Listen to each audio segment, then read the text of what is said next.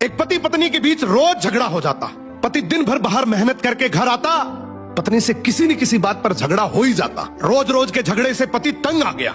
एक दिन उसने अपनी पत्नी को प्यार से समझाया कि तू रोज मुझसे लड़ा मत कर।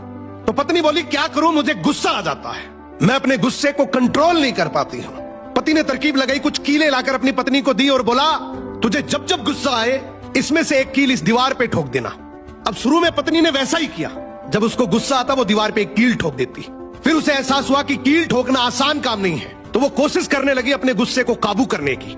धीरे धीरे कोशिश करते करते उसने अपने गुस्से पर काबू करना सीख लिया।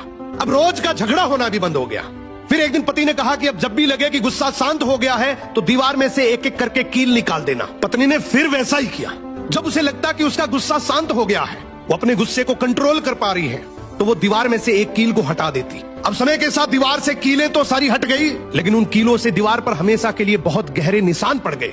अब उस पति ने अपनी पत्नी को जो समझाया वो हमारी जिंदगी में बहुत काम आएगा। पति ने कहा कि बिल्कुल ऐसे ही गुस्से में जब हम किसी के दिल को चोट पहुंचाते हैं, अपने शब्दों से, अपने लहजे से, अपनी प्रतिक्रिया से चीखते हैं, चिल्लाते हैं, अपशब्द बोलते हैं, कड़वे शब्द बोलते हैं, तो उनके दिल पर भी इतने गहरे निशान पड़ जाते हैं। उसके बाद हम कितनी भी बार माफी मांग ले, वो निशान नहीं मिटते। गुस्सा आना नैसर्गिक है, नेचुरल है, ये पार्ट ऑफ लाइफ है। लेकिन इस गुस्से को कंट्रोल करना, इसको काबू करना, ये एक आर्ट ऑफ लाइफ है, ये एक कला है।